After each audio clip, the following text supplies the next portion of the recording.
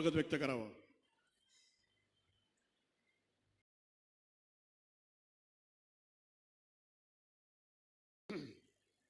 बोला भारत माता की, भारत माता की, छत्रपति शिवाजी महाराज की जय श्री राम, जय श्री राम। अखिल भारतीय मराठी साहित्य संमेलन या कार्यक्रमाच्या निमित्ताने या कार्यक्रमाचे संमेलनाचे अध्यक्ष माननीय डॉक्टर रवींद्रजी शोभणे, लोकसभेच्या माजी अध्यक्षा आमच्या आदरणीय सुमित्राताई महाजन, आपल्या राज्याचे लाडके उपमुख्यमंत्री माननीय अजितदादा पवार, आमचे सहकारी मित्र शालेय शिक्षण मंत्री माननीय दीपकजी केसरकर, आपल्या जिल्ह्याचे पालकमंत्री माननीय गुलाबरावजी पवार, गुलाबरावजी पाटील, दादा जरा पवार तुमचे, आपल्या या नगरीचे आमदार, आपले प्रतिनिधी, आमचे सहकारी मंत्री माननीय अनिलदादा पाटील, या मंडळाच्या अध्यक्षा माननीय उषाताई तांबे, मान्य अशोक भाऊ जैन, मान्य श्री पागे साहेब, मान्य श्री नरेंद्रजी पाठक, अविनाशजी जोशी, नीरजजी अग्रवाल, नरेंद्रजी निकुम, जिल्हाधिकारी आयुष प्रसाद, अनेक उपस्थित पदाधिकारी या ठिकाणी उपस्थित आहेत, खासदार आहेत, आमदार आहेत, राजकीय क्षेत्र, सामाजिक क्षेत्र, शैक्षणिक क्षेत्र, अनेक नामवंत साहित्यिक या ठिकाणी उपस्थित आहेत। सर्व मान्यवर, उपस्थित बंधू आणि भगिनींनो आणि विद्यार्थी मित्र, खरा तो एकची धर्म जगाला प्रेम अर्पावे, हा साधा सुद्धा तत्वज्ञान, अतिशय साधा मंत्र जगाला सांगणाऱ्या या साने गुरुजीच्या कर्मभूमीला मी पहिल्यांदा नमन करतो। आज मला आपलं सर्वांचं या ठिकाणी स्वागत करताना अतिशय आनंद होतोय की आपण अशा या पुण्यभूमीमध्ये या ठिकाणी आलेला आहात। आमच्या विनंतीला मान देऊन, आमचं आमंत्रण स्वीकारून एवढ्या मोठ्या संख्येत आपण आमच्या या जळगाव जिल्ह्यामध्ये, आमच्या खानदेशमध्ये, आमच्या अंमळनेरमध्ये आलेला आहात। अंमळनेरच्या पावनभूमीत होणाऱ्या 57व्या अखिल भारतीय मराठी साहित्य संमेलनाचा स्वागताध्यक्ष या नात्याने पूज्य साने गुरुजींची साहित्य नगरीमध्ये जमलेल्या आणि माय मराठीवर प्रेम करणाऱ्या सर्व क्षेत्रातील रसिक मान्यवरांचे, सारस्वतांचे, सर्व श्रेष्ठ ज्येष्ठ कवी, लेखक, साहित्यिक, मुद्रांक प्रकाशक आणि सर्व वाचक श्रोते यांचे पुन्हा मी मनापासून या ठिकाणी स्वागत करतो। तसेच या साहित्य संमेलनाचे अध्यक्षपद भूषवणारे प्रसिद्ध साहित्यिक मान्य डॉक्टर प्राध्यापक रवींद्रजी शोभणे, व्यासपीठातील सर्व सन्माननीय अतिथिगण, माझे मंत्रिमंडळातील पुन्हा सर्व सहकारी यांचं देखील मी मनापासून या ठिकाणी स्वागत करतो आणि आभार या ठिकाणी व्यक्त करतो। आपण या ठिकाणी आवर्जून उपस्थित राहिलेला आहात। जगाला प्रेमाचा मानव धर्म शिकवणाऱ्या साने गुरुजींच्या कर्मभूमीला आणि संत मुक्ताईच्या ज्ञानमय अध्यात्माचा आणि बहिणाबाई चौधरींच्या ग्रामीण शैलीच्या पण जीवनाचा सार सांगणाऱ्या प्रेमळ माऊलीच्या विशाल हृदयाचा समृद्ध वारसा लाभलेला आहे। खानदेशच्या माणसात कापसाची शुभ्रता आणि प्रामाणिकता आहे आणि वागण्यात केळीचा बारमाही गोडवा सुद्धा आहे। वांग्याचं चवदार भरीत ही तर खानदेशची खासियत आहे।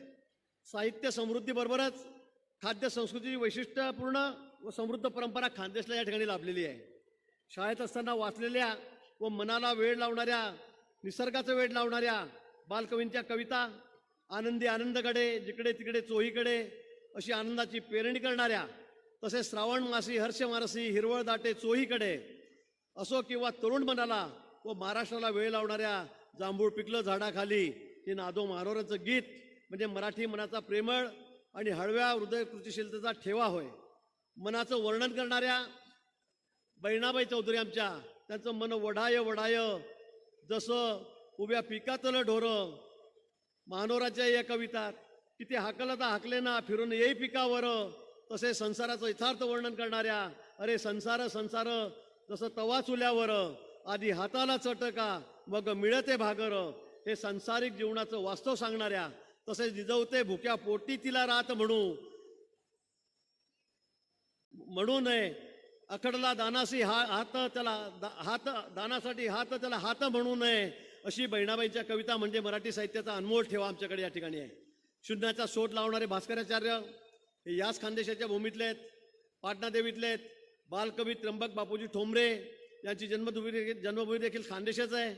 अशा विविध रत्नांच्या खानदेश भूमीमध्ये आपल्या सर्वांचं पुन्हा मनपूर्वक या ठिकाणी स्वागत करतो. महाराष्ट्र राज्यात खानदेश संस्कृतीला हजारो वर्षाची परंपरा आहे. या परिसरात अहिराणी भाषा बोलली जाते. अहिराणी भाषेच्या लोकसाहित्यात लोकजीवनाची आणि लोकसंस्कृतीची विविध अंग प्रकट होत असतात. अशिक्षित अडाणी लोकांनी निर्माण केलेलं अक्षर लोकसाहित्य अनेक अंगांनी आपल्याला उपयुक्त ठरत आहे. अहिराणी व्यतिरिक्त या प्रदेशात पावरा, वंजारी, आदिवासी, गुजर, भिल्ल, डांगी अशा भाषांची बोली बोलली जाते. अतिथी देवो भवई भारतीय संस्कृतीची खरी परंपरा आहे आणि खानदेशमध्ये अतिशय चांगली रुजलेली आहे. खानदेशात खापराच्या पोळीचे म्हणजे मांडेचा खास पाहुणचार केला जातो. खानदेशातील वांग्याचं भरीत आहे, आमची शेवभाजी आहे, आमची वरणपोळी आहे, मिरचीचा ठेचा आहे. या विविध खाद्यप्रकारांच्या संस्कृती नटलेला हा खानदेश या साहित्य संमेलनाच्या निमित्ताने या ठिकाणी आलेल्या सर्व पाहुण्यांना या ठिकाणी सर्व खाद्यपदार्थ आस्वाद या ठिकाणी घेता येणार आहे. संत ज्ञानेश्वरांनी 12व्या शतकात चांगदेव 65 या पद्यात्मक ग्रंथ लिहिला. त्याने पावन होऊन चांगदेवांनी तत्वसार नावाचा ग्रंथ चांगदेव परिसरात लिहिला. हा ग्रंथ वेदांत तत्त्वानं सांगणार आहे. तसेच 10 वर्षे मुक्ताबाईने आपल्या मधाळवाणीने 1400 वर्षाच्या संत चांगदेवांचा अहंकार दूर केला व मुक्ताईनगर परिसरातील अनेक लोकांच्या हृदयाची कावडे खोलण्याचा महत्त्वाचं काम त्यांनी त्या ठिकाणी केलं. हा परिसर मुक्ताबाईंच्या स्पर्शाने पावन झालेला आहे.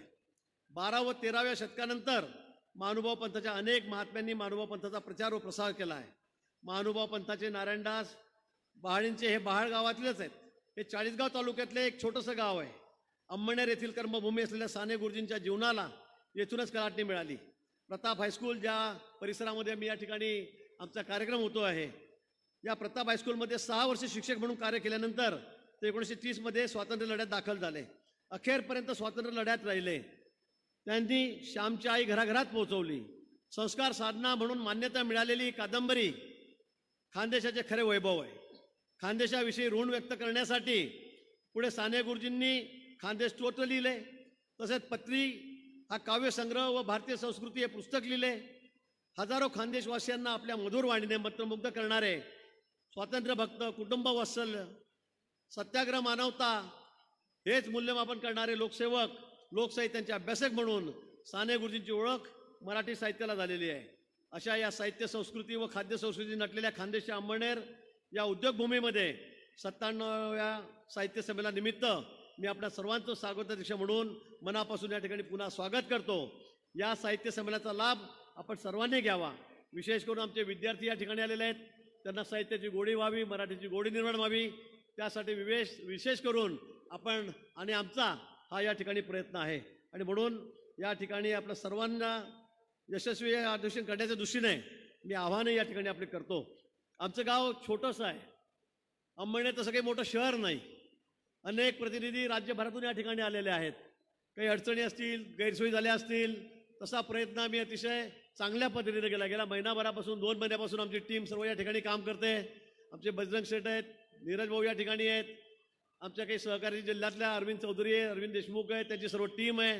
रात्रंदिवस या ठिकाणी काम करते. अतिशय सुंदर कार्यक्रम, देखणा कार्यक्रम करण्याचा आमचा या ठिकाणी प्रयत्न आहे. तरीसुद्धा छोटं शहर असल्यामुळे काही अडचणी असतील, काही कमतरता राहिली तर निश्चित ती आपण पदरात घ्यावी, एवढीच अपेक्षा मी आपल्याकडून या ठिकाणी करतो, विनंती करतो. पुन्हा आपल्याला या ठिकाणी या कार्यक्रमाच्या निमित्ताने मनापासून आपलं या ठिकाणी स्वागत करतो, धन्यवाद देतो आणि स्वागताध्यक्ष म्हणून माझं थोडं लांबलेलं भाषण थांबवतो. धन्यवाद. जय हिंद, जय महाराष्ट्र.